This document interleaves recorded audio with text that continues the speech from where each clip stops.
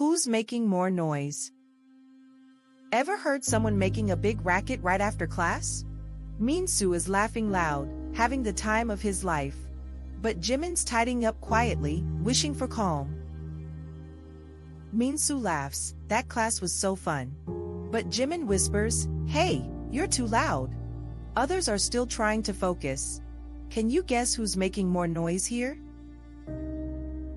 When Minsu points out, you dropped your pencil and it made noise too, Jimin fires back, that was an accident.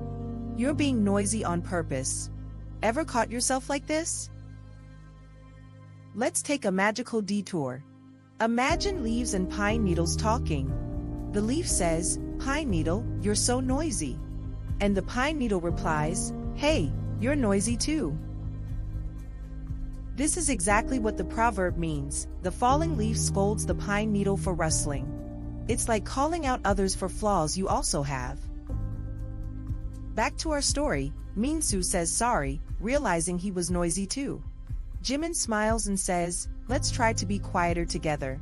Isn't that a great way to solve things? So next time you're about to call someone out, pause and ask yourself, could you be making noise too?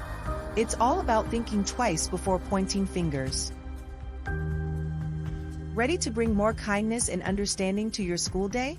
Remember, being mindful helps everyone learn better. Share this story and spread the quiet magic.